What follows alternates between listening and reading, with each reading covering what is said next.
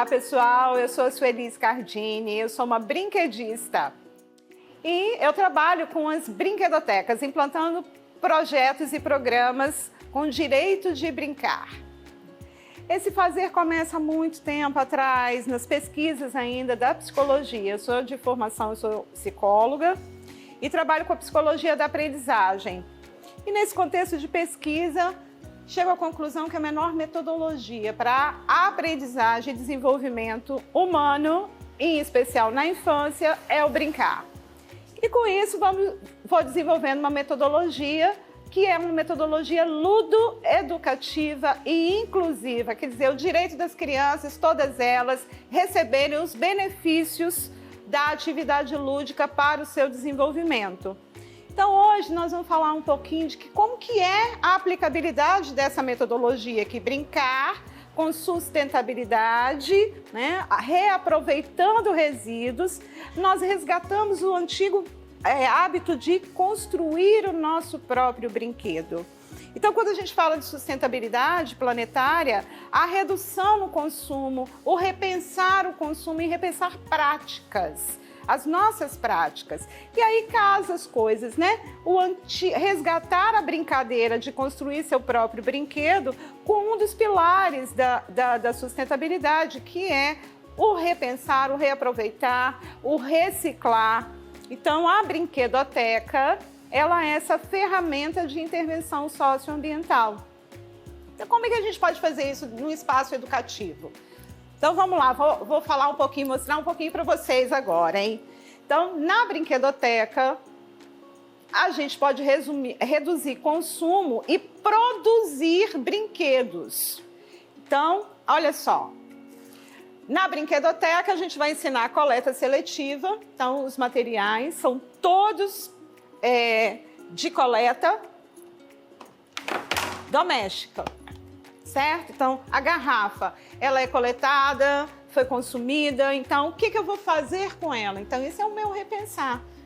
Transformá-la em material lúdico-pedagógico, transformá-la em objeto para arte, como a gente pode ver ali a arara que foi feita de garrafa PET e papel, né?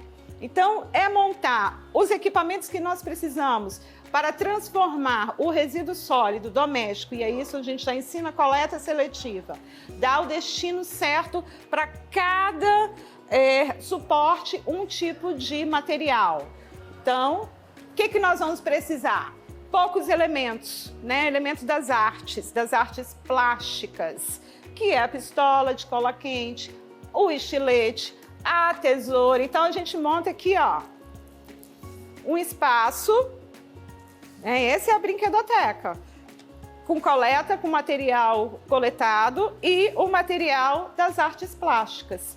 Óbvio que alguns materiais somos nós, adultos, que vamos usar, como a pistola de cola quente e o estilete, né, para cortar.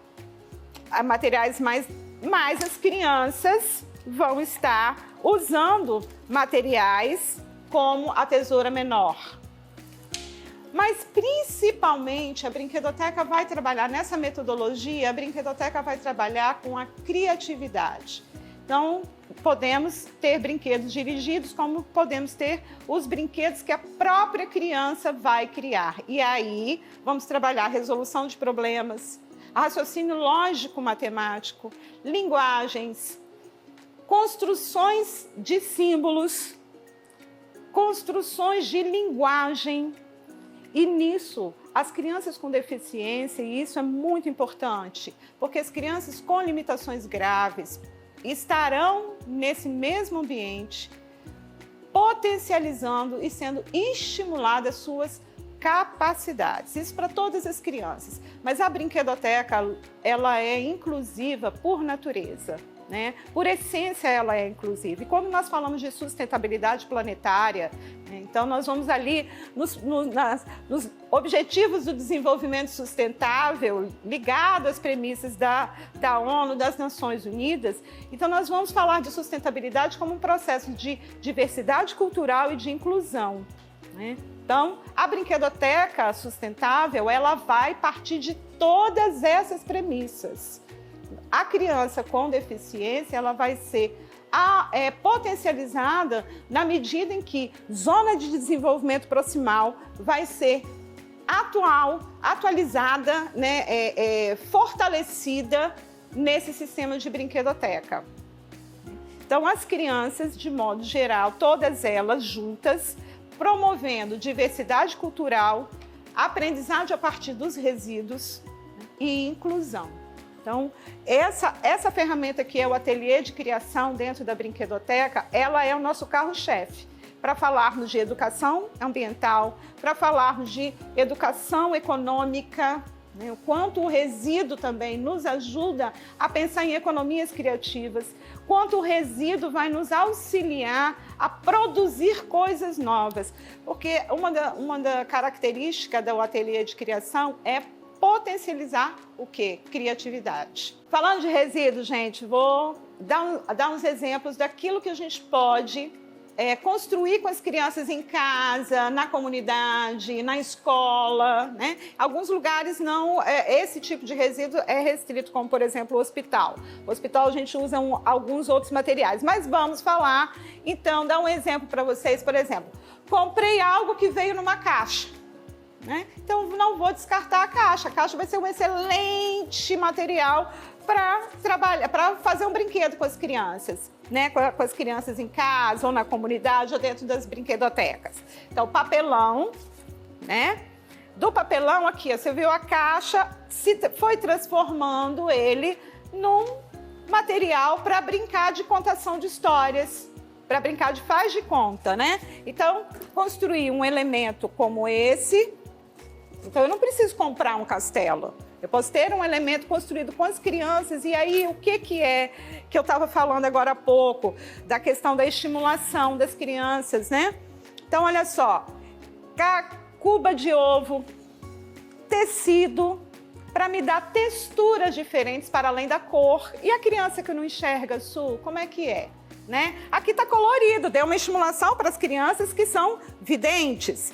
E as que precisam tocar nos objetos para estimular. Então, nós não vamos encontrar um castelinho no mercado pensando nisso.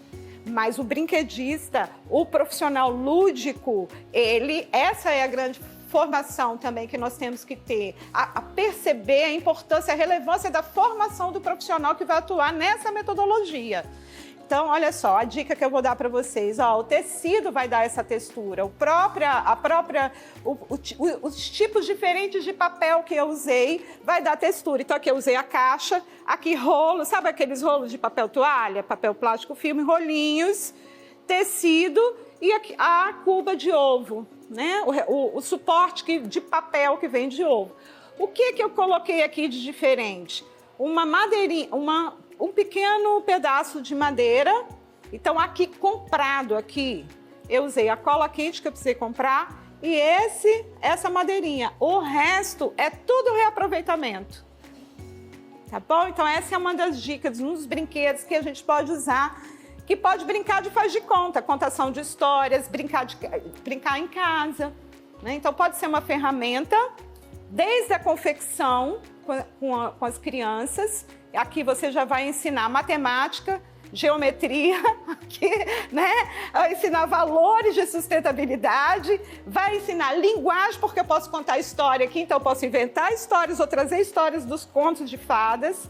Então, é um universo riquíssimo, o resíduo. Ele é material para a arte. E a arte de brincar, a arte de contar histórias, a arte de ensinar, né? Mas principalmente a arte de desenvolvimento, de potencializar a estimulação das crianças, né? E elas, no sentido de todas elas, gente. Isso que é o mais bonito dessa metodologia, né? É integrar todas. E, ó, não tem essa coisa de idade diferente, não, tá? O que a gente estipula aqui é que a criança que já começa a fazer esses elementos sozinhos, são 5, 6, 7 anos de idade, mas junto com as crianças de 8, junto com as crianças de 10, porque uma potencializa o conhecimento da outra. Uma última dica para vocês é falar um pouquinho aqui de alguns brinquedos que se pode fazer com reaproveitamento, tá? Carrinhos que podem ser feitos com papelão, né? podem ser feitos com garrafa PET. Vou falar dos brinquedos mais tradicionais, tá? Bonecas que podem ser feitas de tecido. Ó, isso aí é antigo, hein? Tem gente aí que tá lembrando do vovô, da vovó, que fazia mamãe, que fazia bonecas de tecido, né? Olha só, costurar ou colar, que hoje em dia a gente tem a possibilidade das colas de tecido, o quanto a gente não pode, né, auxiliar. E bonecas de tecido muito bom para as brinquedotecas nos hospitais, tá? Para a relação de afeto. Um outro é o vai e vem, sabe? Aquele brinquedo antigo de quintal, que a gente brincava nos quintais. Pois é, o vai e vem, dá pra gente fazê-lo de garrafa PET, todo em plástico, de garrafa PET, com guizos dentro para incluir as crianças com baixa visão ou com total cegueira. Tá? Para que através do som dos guizos elas possam brincar junto com as crianças ditas normais. Um outro brinquedo também é o jogo da memória texturizado, que dá para fazer com papelão, com várias texturas diferentes, um jogo de memória. Isso é só para criança com deficiência visual, Su? Não, vai estimular outras crianças também a textura. A criança com autismo, por exemplo, que tem dificuldades de tocar, né? Então, são brinquedos que a gente não encontramos muito no mercado, tá? E que a gente pode criar em baixo custo. Isso que é interessante. Você vai criar vários brinquedos com baixo custo. O no vai e vem também pode ter, se não tiver o guizo, as tampinhas para fazer dentro dele, vai fazer, né, o ruído para as crianças com deficiência visual. Um outro brinquedo é a peteca, que é um brinquedo indígena tradicional, que é tranquilo também para fazer, né, com saquinhos de areia, com elementos que são penas sintéticas, pode até ser, mas pode ser a palha do milho, a própria palha do milho. Então, eu estou numa zona rural, eu estou numa zona de plantação, né, Sueli? Como que eu posso trabalhar conteúdos do brincar e, inclusive, falando de cultura indígena? A peteca, né? A peteca. Ah, Sueli, a criança, vamos adaptar a peteca? Coloca um guizo.